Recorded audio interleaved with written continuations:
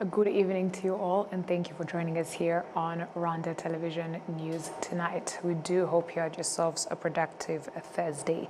Now here's a sneak peek of our edition.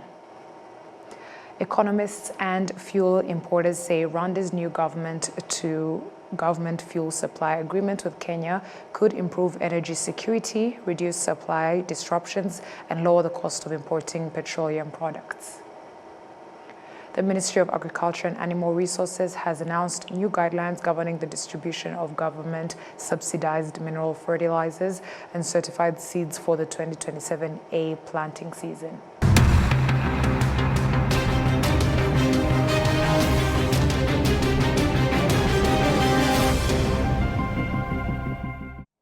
We're glad to have your company once again, coming to you from the heart of Africa, Kigali. My name is Martina Avera. Now, the President of the Senate of Rwanda, Dr. François-Xavier Kalinda, and a delegation he led participated virtually in an extraordinary plenary assembly of the Forum of Parliaments of the International Conference on the Great Lakes region. During the meeting, the 2026-2027 budget was approved, reaffirming member states' commitment to building sustainable economies, strengthening accountability, and promoting good governance. Participants also called on member states to fulfill their financial contribution obligations, which support the forum's activities, and commended the continued cooperation in promoting peace, security, and development across the Great Lakes region. Moving ahead, economists and fuel importers say Rwanda's new government-to-government fuel supply agreement with Kenya could improve energy security, reduce supply disruptions, and lower the cost of importing petroleum products. The deal will allow Rwanda to source fuel from Oman through Kenya's port of Mombasa and use Kenyan storage and pipeline infrastructure. William Evans with more. Rwanda and Kenya have signed 3 agreements aimed at streamlining the importation and storage of petroleum products under government-to-government arrangements. The agreements are expected to secure a more reliable fuel supply by giving Rwanda access to Kenya's fuel infrastructure, including pipelines and storage facilities, while petroleum sourced from Oman enters through the port of Mombasa. For fuel importers, the deal is expected to improve supply predictability and operational efficiency. Tarsis Ngabonziza, who brings in about 2 million liters of petrol and diesel every month, says that these agreements could significantly benefit the sector. These agreements have come at the right timing because the prices have fluctuated significantly over the international markets, but with these agreements, we hope to experience fair prices. Officials say fuel volumes transported through the Northern Corridor are projected to increase more than tenfold from about 42,000 cubic meters in 2025 to over 500,000 cubic meters annually. Kenya's Cabinet Secretary for Energy and Petroleum, Opiyo Wandayi, and Rwanda's Minister of Trade and Industry, Antony Marie Kajangwe, said that these agreements will strengthen bilateral cooperation while enhancing the long-term security of fuel supplies. Kenya and Rwanda have signed 3 documents. And these are the Memorandum of Understanding, the Tripartite Agreement, and the Transport and Storage Agreement, fully opening the Northern Corridor to Rwanda for the import of bulk refined petroleum products under Rwanda's government-to-government arrangements.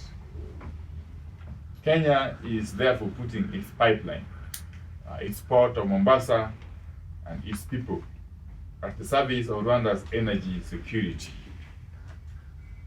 That is what we celebrate today.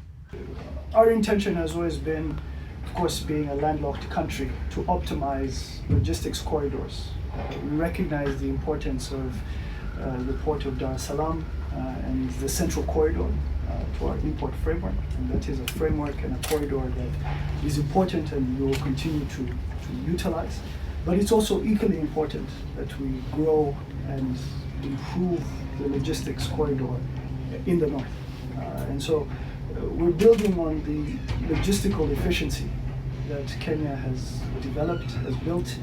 The port infrastructure is extremely important, extremely efficient, in Mombasa, and we're looking forward to utilizing those efficiency gains to benefit our local private sector and our citizens. Economist Strato Habyarimana says the arrangement will also create opportunities for bulk procurement, helping reduce import costs and improve efficiency across the supply chain. When you actually manage to get bulk imports, then there is a facility to negotiate the price, simply because you are importing larger quantities.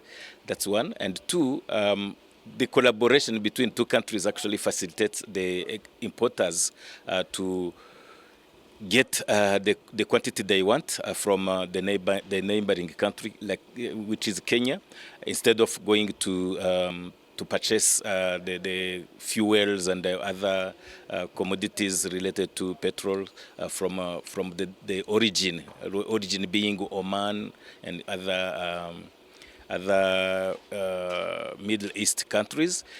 This helps actually in terms of reduced cost of transaction, of course, but also reduced prices, simply because when you negotiate larger bulks or larger quantities, then definitely you get better prices. Prime Minister, the Right Honorable Dr. Justin Sengyumva, says Rwanda will continue pursuing strategic agreements with partner countries and suppliers to guarantee stable fuel supplies despite global market uncertainty. Because of the situation we are facing right now, fuel prices might shoot and we have no control over them. We are talking with different partners to ensure that fuel supplies are available and we shall not have fuel supplies challenges in this country.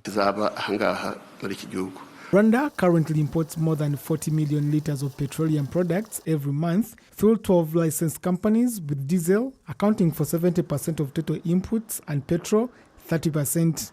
The country spends more than 25 billion Rwandan francs every month on fuel imports. Brigadier General Patrick Karuretwa, the Defense Spokesperson and Director General of International Military Cooperation, has delivered a lecture to members of Itorero in Dangamirwa, Cohort 16, at the Gabiro Military Training Center in Gabiro District, focusing on strengthening Rwandan values, patriotism, leadership, and civic responsibility. The cohort is participating in a 6-week training program running from 1st July to 10th August. It is bringing together young Rwandans living abroad, students enrolled in international schools operating here in Rwanda, and outstanding graduates of the National Service Program. During the lecture, Brigadier General Patrick Karuretwa highlighted Rwanda's remarkable history, emphasizing the country's journey from adversity to resilience and sustainable development as the nation prepares to celebrate the 32nd anniversary of Kwibohora. He also shared an optimistic vision for Rwanda's future and urged the youth to play an active role in it. Through the training, participants are equipped with the knowledge and values needed to foster patriotism, discipline, cultural identity, leadership, and a strong sense of responsibility toward national development. Business owners and investors in the hospitality sector in Karongi district are encouraging other investors to consider the district without hesitation, saying it offers strong opportunities for profitable investment. They base this message on the fact that traveling to Karongi has become significantly easier as the Muhanga-Karongi Road, which had long discouraged potential visitors and investors, has now been fully paved. Karongi is a renowned tourist destination with a wide range of attractions. One of the reasons why its urban center has been designated as a secondary city to support the growth of Kigali. At the heart of its appeal is Lake Kivu, whose natural beauty attracts visitors from across the region. From virtually any point on the lake, visitors enjoy panoramic views of rolling hills stretching toward the Virunga Mountains. Its shoreline is now home to 17 hotels, a remarkable number for a town of its size. Other attractions that draw tourists to Karongi include the district's scenic chain of hills and its tea plantations that blanket the surrounding highlands. These features have also inspired artists and entrepreneurs seeking to further develop tourism in the district.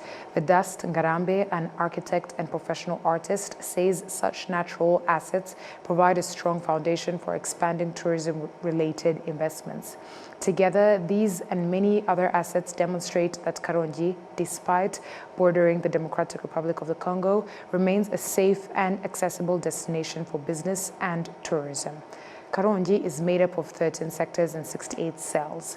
4 of those sectors lie along Lake Kivu, and district authorities say that most of the land along approximately 50 kilometers of the lakefront, stretching from Gishita to Rubengera, has already been acquired by investors for tourism development projects.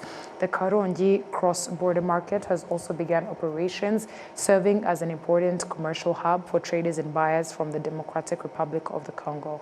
In addition, 2 methane gas plants and a shipbuilding facility that constructs large vessels for transport on Lake Kivu further underscore the district's growing economy and the peaceful environment in which business and tourism continue to thrive. The Ministry of Agriculture and Animal Resources has announced new guidelines governing the distribution of government-subsidized mineral fertilizers and certified seeds for the 2027A planting season. The guidelines specify the crops eligible for the subsidy, the prices of agricultural inputs, and the companies authorized to distribute and sell them. Under the new government subsidy scheme, the prices of mineral fertilizers have been revised as follows. DAP increased from 932 Rwandan francs per kilogram to 1,060 Rwandan francs per kilogram. Urea increased from 810 Rwandan francs per kilogram to 1,090 Rwandan francs per kilogram. And NPK 1717-17 increased from 808 Rwandan francs per kilogram to 1,050 Rwandan francs per kilogram. Dr. Telesphore Ndabamenye, the Minister of Agriculture and Animal Resources, explained that the new guidelines were designed with farmers' interests in mind. The new guidelines specify that 6 private companies have been authorized to distribute and sell agricultural inputs under the government subsidy program. Farmers are calling for fertilizers and other agricultural inputs to be delivered to them on time. Echoing this request, the Minister of Agriculture and Animal Resources urged all stakeholders involved in the agricultural sector to ensure that farmers receive these inputs in a timely manner. The Ministry of Agriculture and Animal Resources is urging traders not to increase the prices of fertilizers and seeds beyond the announced rates. It is also added that these prices are temporary, as they may be reduced after 6 months. The leadership of Muhima, Kibagabaga, Nyarugenge, and Masaka hospitals appeared before the Public Accounts Committee, PAC, to explain some of the issues highlighted in the Auditor General's report concerning the mismanagement of public assets and resources. Members of the Public Accounts Committee questioned the representatives of these hospitals, which operate in the city of Kigali, about the weaknesses that have been identified in both service delivery and the misuse of damage of public property. The administration of these hospitals outlined the measures being taken to correct the shortcomings that were identified, with the aim of providing better quality services to the citizens who seek care at their facilities. The hospital administrators also stated that staff shortages are one of the factors preventing them from providing patients with the quality of care they should receive. However, Jean-Marie Vianney Ndaizidie, the permanent secretary in the Ministry of Health, said they are working with the relevant institutions to recruit qualified personnel. Other issues raised with the hospital administrators included the hospital's long-standing debts, the prescription of medications that patients do not need, poor pharmacy management, and other deficiencies. The chairperson of the Public Accounts Committee, Valence Muhakwa, called on the relevant authorities and the Ministry of Health to work together with the hospitals to address these problems and correct the identified shortcomings so that patients receive better quality healthcare services.